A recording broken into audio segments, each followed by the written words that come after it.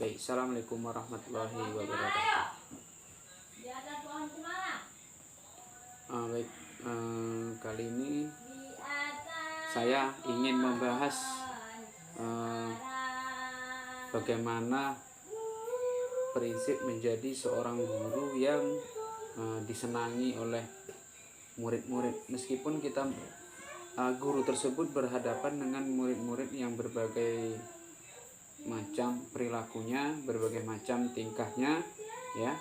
Jadi guru itu harus bisa mengambil andil, ya, harus bisa bagaimana murid itu bisa senang terhadap gurunya. Nah, itu yang perlu kita pahami. Di sini dulu saya pernah menjadi seorang guru, ya, meskipun saya sekarang sudah bukan lagi menjadi seorang guru, namun jiwa menjadi seorang pendidik itu masih tertanam di dalam jiwa saya. Nah, seperti itu. Makanya begitu saya melihat seorang guru kok bisa dibenci oleh muridnya, kan seperti itu. Ada yang tidak senang terhadap gurunya. Di sini terdapat beberapa kesalahan yang harus yang guru itu tidak paham karakter murid. Nah, yang pertama yang kita bahas itu, yang pertama, prinsip guru itu harus bisa menguasai murid. Bagaimana sih guru itu bisa menguasai murid? Yang pertama yang harus kita lakukan adalah karakter seorang murid yang misalnya ada yang bandel, ada yang ngeyel. Kemudian murid tersebut tidak bisa diajak untuk belajar bersama, tidak mau masuk kelas, kadang dia pergi keluar. Apalagi zaman sekarang ini zaman yang penuh dengan godaan yang sangat kuat, ya. Kemudian rata-rata itu kalau seandainya murid yang tidak mau seperti itu kadang dia maaf kalau saya bercerita seperti ini, murid sekarang itu sudah pandai merokok. Nah, seperti itu. Nah, jadi bagaimana sih caranya kita bisa menguasai jiwa murid tersebut? Yang pertama yang harus kita lakukan adalah, ya, dekati murid tersebut, jangan kita benci murid. Nah, bagaimana cara kita mendekati? Di saat kita istirahat, seharusnya guru itu jangan masuk kelas, seperti masuk ke kantor, tapi bukan masuk kelas, ya, tapi masuk ke kantor. Ya, kenapa seperti itu? Karena di saat istirahat tersebut anak-anak itu mengambil kesempatan, dia keluar, kemudian dia mengambil rokok. Apalagi di tempat-tempat sekolah tersebut, tempat yang masih apa istilahnya, ya, belum maju sekolahnya ataupun masih tahap awal. Nah, jadi yang harus dilakukan untuk guru itu, ya, bagaimana guru itu bisa disenangi oleh murid gitu. Ya, kuncinya kita harus bisa menguasai bagaimana sih karakter murid itu yang harus kita jaga. Nah, seperti itu, supaya dia senang dengan kita. Nah, kemudian yang kedua, mengatur keadaan bergaul, dan juga kita harus bisa mengatur wibawa kita sebagai seorang guru. Nah, bagaimana cara mengatur keadaan bergaul? Salah satu contoh, di saat kita sudah pergi ke sekolah, di saat kita sudah ke kantor, kemudian di saat bel itu berbunyi, ya, maupun bel itu belum berbunyi, maupun sudah istirahat, maka sempatkan waktu kita untuk berkomunikasi dengan murid. Sempatkan waktu kita untuk berkomunikasi dengan murid. Kita sapa mereka dengan senyuman. Mereka yang jahat, mereka yang bandel, mereka itu sebenarnya murid yang bandel itu memang wajar, karena memang karakter manusia seperti itu. Nah, memang suatu saat juga dia akan berubah, akan menjadi lebih baik.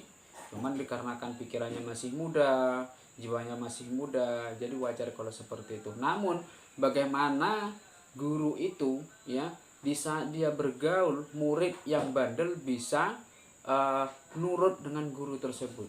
Nah, itulah dengan cara kita menyapa dengan baik. Jangan pernah memilih murid yang bandel dan yang baik itu kita pilah-pilah. Jangan mentang-mentang muridnya itu baik kita sapa dia dengan baik, murid yang jahat kita tidak mau menyapa. Wah, itu salah besar. Tidak seperti itu cara merubah karakter anak. Nah, jadi untuk merubahnya, ya, kita harus sapa. Yang kita dekati, yang paling utama kita dekati itu adalah anak yang bandel dulu, baru kita dekati. Nah, secara step by step anak itu akan berubah. Bagaimana cara perubahannya? Perubahan tidak melalui drastis, akan tetapi perubahan itu melalui step by step. Nah, kemudian kita juga harus bisa mengatur wibawa kita. Wibawanya dari mana? Segi wibawanya yang harus kita jaga adalah di saat kita sedang masuk sekolah, ya, kita masuk kelas, ya, bel sedang berbunyi, itu kita sudah bisa menjaga wibawa kita. Bagaimana?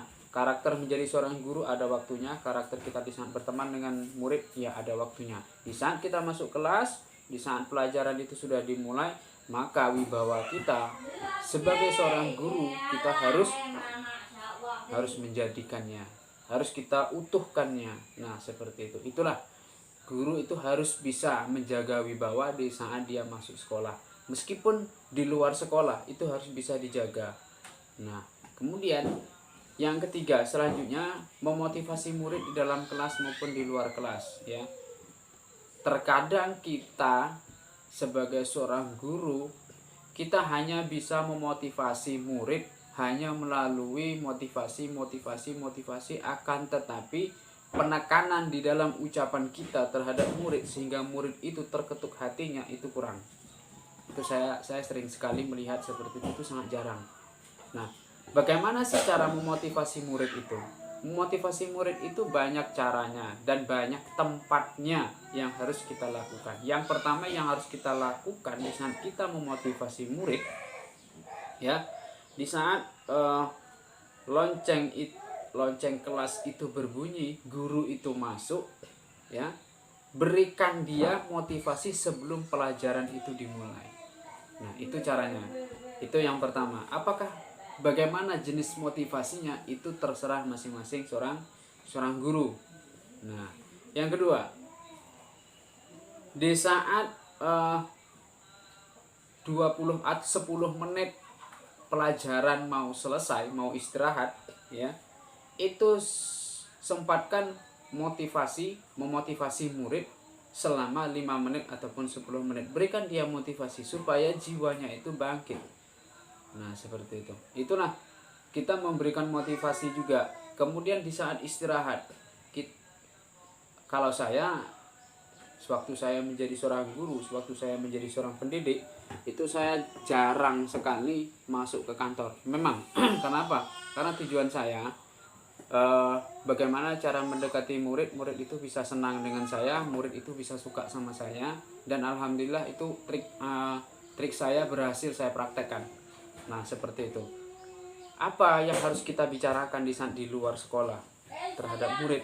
Yang pertama yang harus kita bicarakan di dalam kelas, di luar kelas, itu kita sambil duduk, sambil ngobrol dengan murid. Nah, seperti itu. Dulu sewaktu saya seperti itu saya lakukan.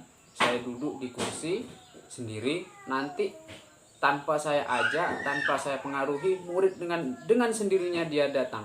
Nah, disitulah baru saya bisa memasukkan suatu motivasi dengan secara perlahan-lahan. Di situ ada manfaatnya rupanya.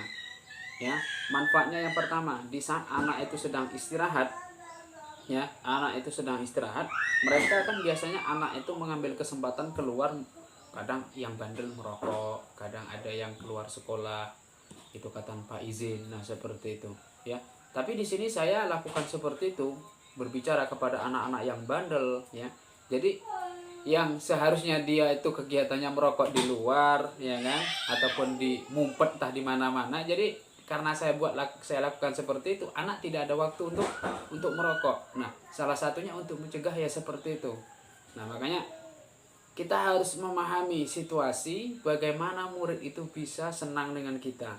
Tanpa kita pengaruhi, tanpa kita ajak, murid dengan datang dengan sendirinya. Bagaimana caranya? Atur wibawa kita dan atur kesenangan murid.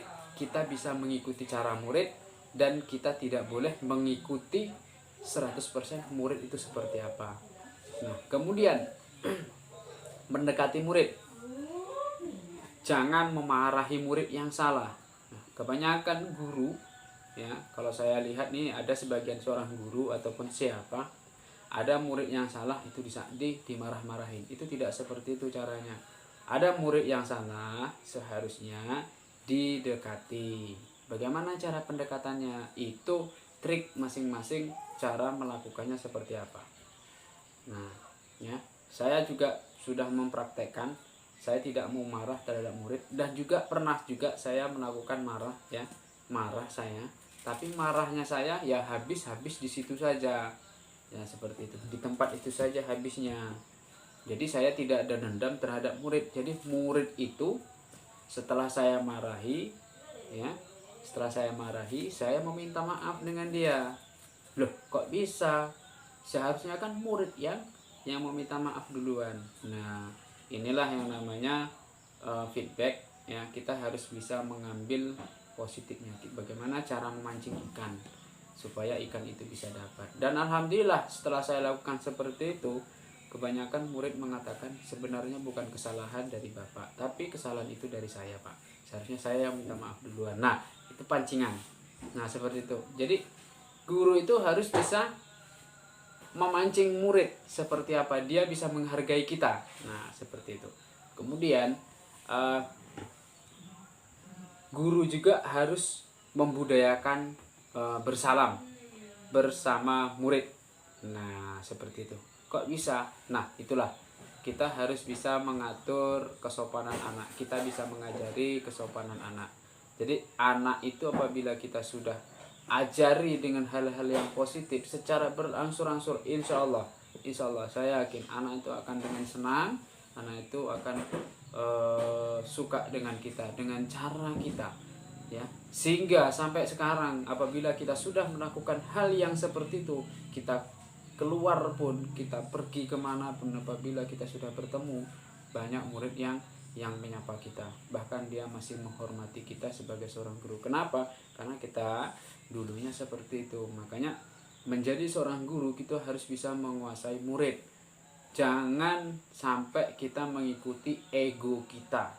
Nah, satu hal lagi yang paling penting, menjadi seorang guru itu tidak harus melakukan pelajaran atau memberikan catatan kepada murid terlalu banyak.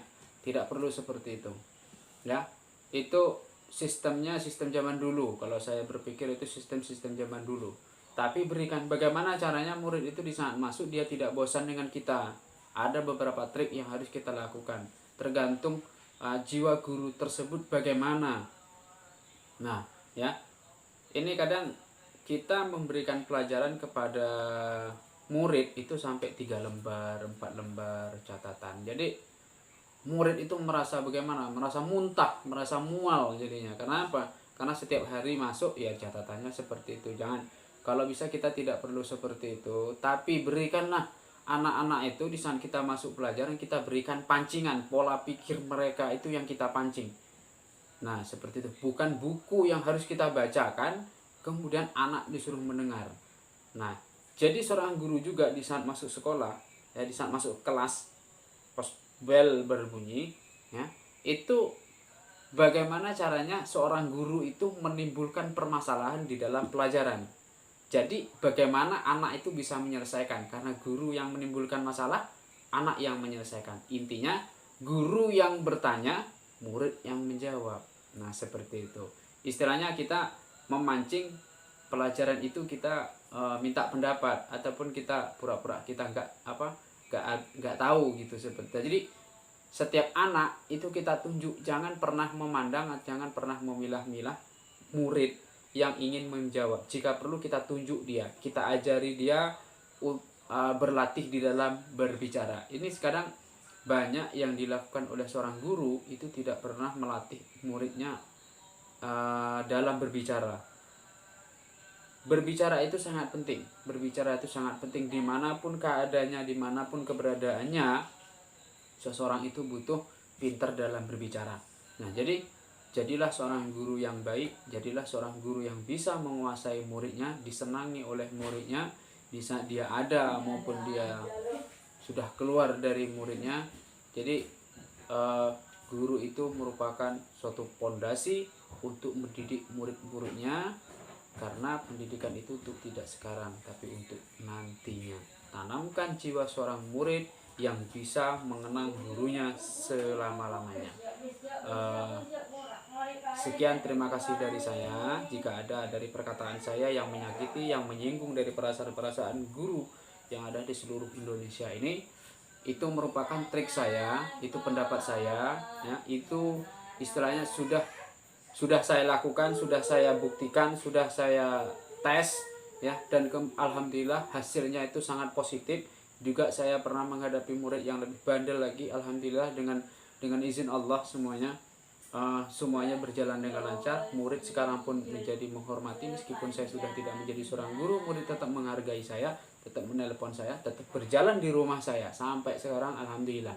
Ya kan, seperti itu. Jadi intinya bagaimana kita menjadi seorang guru yang bisa dikenang oleh murid-murid kita meskipun kita tidak berada di sekolah lagi. Oke, sebelum meninggalkan channel ini, silahkan like, comment, and subscribe yang ada di channel saya. Oke, sekian, terima kasih. Semangat menjadi seorang pejuang guru-guru sejati. Jadikan murid-murid kita yang cerdas, yang mengerti terhadap orang tua dan mengerti terhadap bangsa kita, bangsa dan negara. Wassalamualaikum warahmatullahi wabarakatuh.